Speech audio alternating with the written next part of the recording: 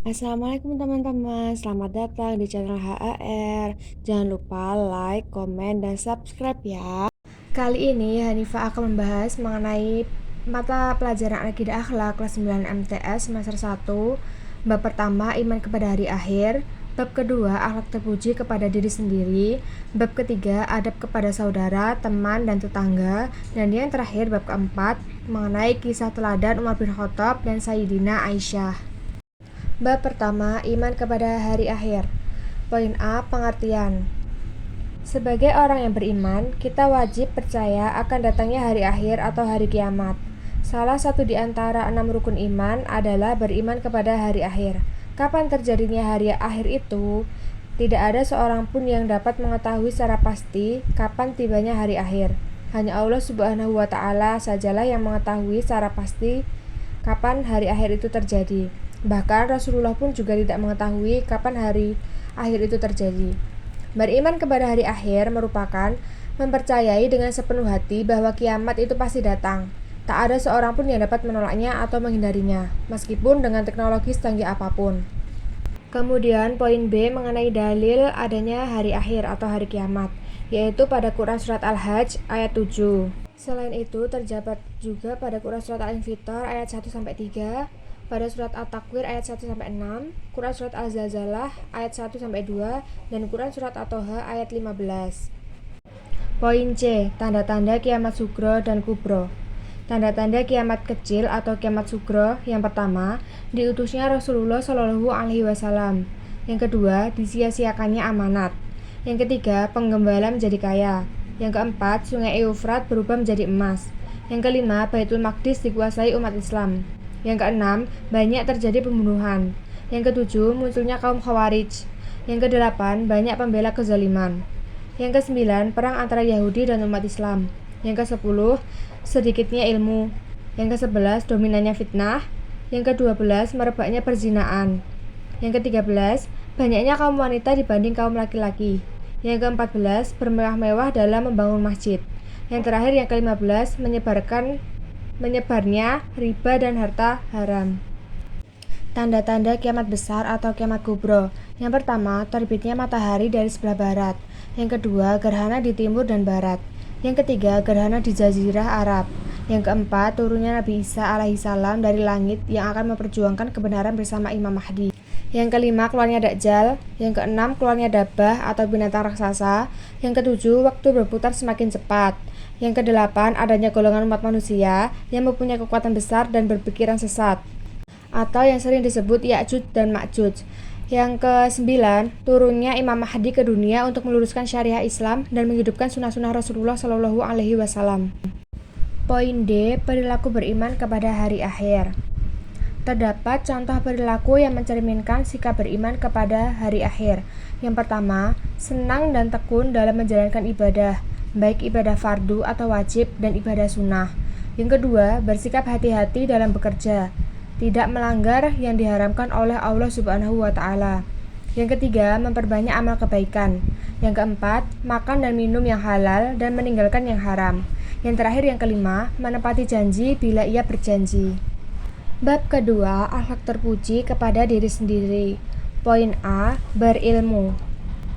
Ilmu merupakan pengetahuan atau kepandaian. Ilmu juga dapat diartikan cahaya yang dipancarkan oleh Allah Subhanahu wa Ta'ala ke dalam hati manusia. Adapun ciri-ciri orang berilmu, yaitu yang pertama, mampu membedakan antara yang baik dan yang buruk. Yang kedua, berlaku sopan santun. Yang ketiga, memiliki banyak pengetahuan. Yang keempat, dapat memimpin. Yang kelima, cenderung bijaksana. Poin B, kerja keras. Kerja keras adalah melakukan usaha atau bekerja untuk mendapatkan rezeki yang halal dan berkah. Sebagaimana kita juga diwajibkan untuk mendapatkan ilmu pengetahuan yang bermanfaat. Ciri-ciri pekerja keras ialah yang pertama, pantang menyerah. Yang kedua, memiliki waktu ekstra. Yang ketiga, clear and on the track. Yang keempat, tertarik pada challenge. Yang kelima, memanfaatkan momen. Dan yang keenam, memiliki waktu istirahat lebih. Poin C, kreatif. Kreatif merupakan sikap yang dimiliki oleh seseorang di mana orang tersebut memiliki kemampuan untuk menciptakan atau menghasilkan sesuatu yang baru. Kreatif berarti juga memiliki daya cipta. Orang kreatif senantiasa berpikir bahwa apa yang diciptakan oleh Allah Subhanahu wa Ta'ala tidak akan pernah sia-sia dan dapat dimanfaatkan sepenuhnya untuk keperluan hidup manusia. Ciri-ciri orang kreatif. Yang pertama, suka berimajinasi. Yang kedua, memiliki banyak energi, tetapi masih tetap bisa fokus. Yang ketiga, lebih dari cerdas. Yang keempat, suka bermain, tetapi masih disiplin. Yang kelima, memiliki passion yang kuat dan tetap fleksibel. Yang keenam, bisa ekstrovert ataupun introvert. Poin D, produktif. Produktif artinya kemampuan seseorang untuk menghasilkan sesuatu yang sifatnya dapat mendatangkan hasil. Misalnya, orang yang memiliki hobi menulis, kemudian ia mengembangkan hobi tersebut. Melalui hobi itu, dia bisa menulis sebuah buku yang nantinya buku tersebut dapat dijual ke masyarakat. Ciri-ciri orang yang produktif. Yang pertama, menjadikan produktivitas sebagai prioritas. Yang kedua, fokus pada kebahagiaan. Yang ketiga, memprioritaskan kebugaran. Yang keempat, mengetahui kapan waktunya beristirahat. Yang kelima, bekerja di dekat jendela. Yang keenam, mematikan perangkat elektronik. Yang ketujuh, tidak melakukan banyak hal sekaligus. Dan yang kedelapan, memiliki tidur yang berkualitas. Poin E, inovatif. Inovatif merupakan usaha seseorang dengan mendayagunakan pemikiran, kemampuan imajinasi sebagai stimulan dan individu yang mengelilinginya dalam menghasilkan produk baru, baik bagi dirinya sendiri maupun bagi lingkungannya. Ciri-ciri orang inovatif yaitu yang pertama, giat belajar dan bekerja. Yang kedua, selalu berorientasi ke depan. Yang ketiga, kaya akan ide-ide yang cemerlang. Yang keempat, berpikir rasional dan berprasangka baik. Yang kelima, menghargai dan menggunakan waktu sebaik-baiknya. Yang keenam, suka melakukan eksperimen dan penelitian. Bab 3. Adab kepada saudara, teman, dan tetangga. Poin A. Adab kepada saudara, teman, dan tetangga. Yang pertama, adab kepada saudara. Adab terhadap saudara diperlukan demi menjaga hubungan baik di dalam keluarga. Keharmonisan akan tercapai apabila antar sesama saudara dapat menerapkan perilaku baik dalam menjalin hubungan tersebut. Yang kedua, adab kepada teman. Berteman sebaiknya dilakukan dengan mereka yang berperilaku baik. Hal ini demi menjaga perbuatan dan sifat agar tetap menuju ke perilaku yang positif. Yang ketiga, adab kepada tetangga. Tetangga menjadi salah satu pihak yang cukup penting diperhatikan dalam melakoni hubungan bermasyarakat. Dengan terciptanya suasana yang bagus di antara tetangga, kehidupan antar sesama di antara lingkungan pun akan menjadi positif. Poin B. Dalil adab kepada saudara, teman, dan tetangga. Adapun dalil tersebut tercantum pada Quran Surat An-Nisa ayat 36, yang artinya, sembahlah Allah dan janganlah kamu mempersekutukannya dengan sesuatu pun, dan berbuat baiklah kepada dua orang ibu bapa, karib kerabat, anak-anak yatim, orang-orang miskin, tetangga yang dekat dan tetangga yang jauh, dan teman sejawat, ibnu sabil dan hamba sahayamu.